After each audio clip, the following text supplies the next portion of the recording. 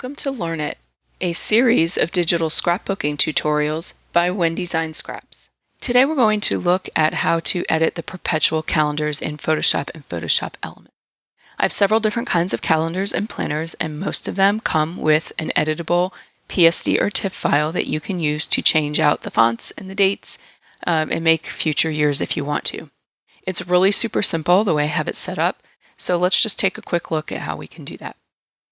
You'll see here in the Layers panel that I have open all the layers for this particular month. I have the year, the month, the days of the week here, and scrolling up a little bit, there are the dates themselves.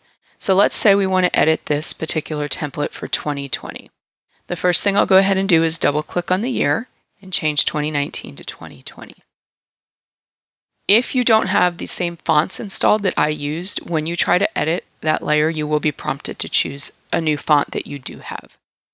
We can leave January the same because the month is still January here. But in 2020, the 1st actually starts on a Wednesday. So what we need to do is bump all the dates forward by 1. So we're going to double click on that icon here, the text icon in the Layers panel. That highlights all of the text. And then we just want to click somewhere in front of the number 1. To bump all the dates forward, all we have to do is hit the tab button once. And that's going to bump forward 1 day of the week. But you'll see that messes up the alignment just a little bit here at the end. So we're going to fix that as we go. And the way to do that is to either use the arrow key to go over to get right behind the 4 and hit enter. And you can't really see it very well, but there's a tab right here that's lining that number 5 up where it needs to be. So when you hit that enter, you want to make sure you're not hitting enter in front of the 5 because nothing will happen. You need to hit enter in front of the tab. Then we're going to go down 1 row to be at the tab in front of the 6 and hit delete to bring that up a line. And we're going to repeat that process.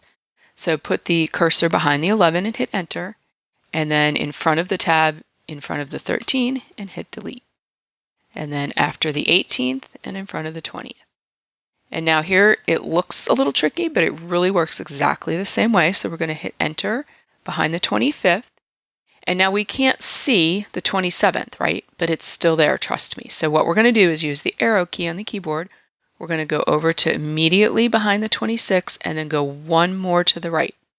And now hit delete and it should come back up. Now if you do that and it looks like this, don't freak out. All that means is you lost your tab somehow, so just add it back in. And there you go. So we have edited the dates in just a couple seconds to accommodate the new start day of Wednesday in the year 2020. Now, what we want to go ahead and do is show you how you can change your fonts. So say I wanted to change the fonts on just the days of the week here. I can have that layer selected and go here to the character panel. And if you don't see that, just go under Window, Character. And I'm going to click the font name here and just choose a different font. I can also change the size here if I want to, make those numbers much smaller. I can change the color. So if I wanted those to be, let's say, purple, I can choose a purple color and then just hit Alt Option Delete while that layer is selected, and I get the new color there. And I can also change the blending mode if I want to do that. And then I can move these numbers around to place them in a different spot within the box. They're formatted with the proper leading to space out correctly so that you shouldn't have to adjust that. But what that means is I can very easily just drag them up to the top of the box and they'll still fall in position. I can even drag them to the left of the box if I want and they'll fall in position.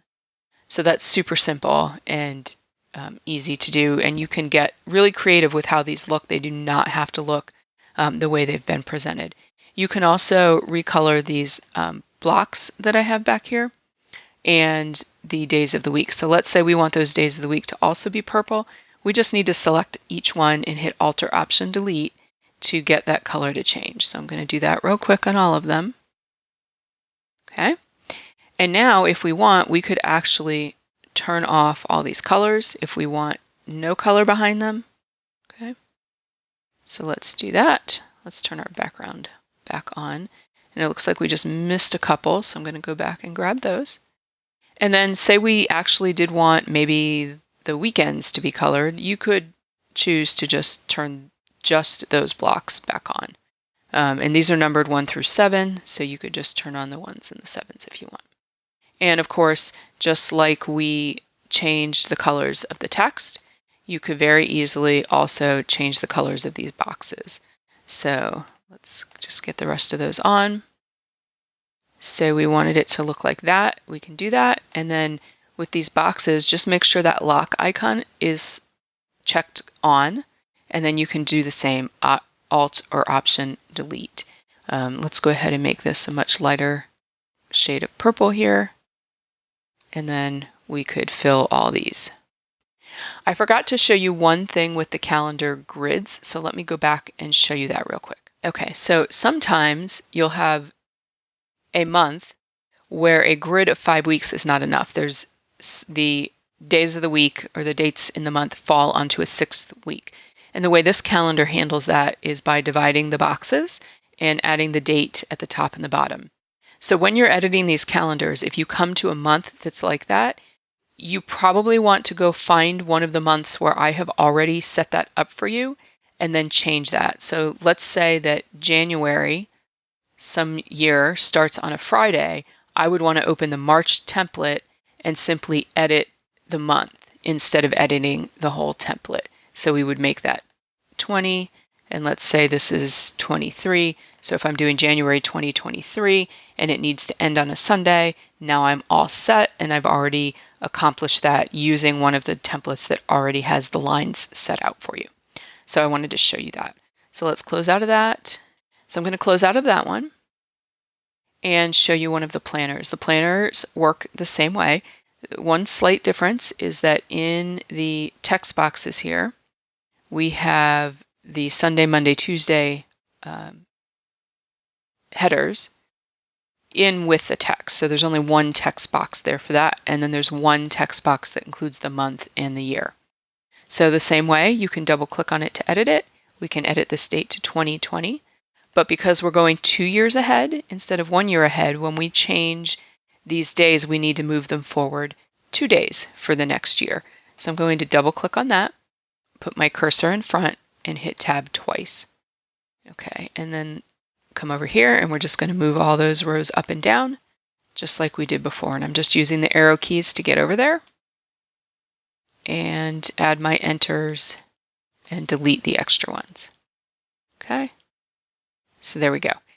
When you're in here with these particular types of calendars, you can also play with that leading that I mentioned before that was spaced for the grid. Since there's no grid, it doesn't really matter how you place the leading. So you can change that, you can change the font size, and you can change the font itself. So that works great. If you want to enlarge these because they're text, you can hit Command T to actually enlarge it. So going down a font size works really great if you're trying to adjust the spacing compared to each other. So for example, if I make that really tiny, you get more space in there. But when you go too big, it's going to crash on each other. So you don't want to do that. If you want to get this calendar bigger, what you want to do is hit Command T and enlarge it that way. And then you can go back and adjust the size of the text if you want to. And I just wanted to show you one more sample item here. These are the stamps, and the stamps are all in the same Photoshop file for all the months, but they work exactly the same as the other ones. To edit them, you just need to double click on that text layer and then add or subtract your dates. Now let's say that I have 2020 and I want to make it 2019. So I need to move this first to starting on Monday. So what I'm going to do is actually hit delete to go back a day, okay? And then I need to pull that number 6 up a line and then add my enters back in. So we just keep going like that. There we go. So you can take these templates forward and backward however you need to based on the date. And my recommendation is just to have your digital calendar handy when you're working on it. And every time you complete a month, double check that your month is starting and ending on the correct day of the week. And then you'll know that your calendars don't have any mistakes in them. So that is how to use the perpetual calendars in Photoshop and Photoshop Elements. If you have any questions, let me know. Thanks for watching this episode of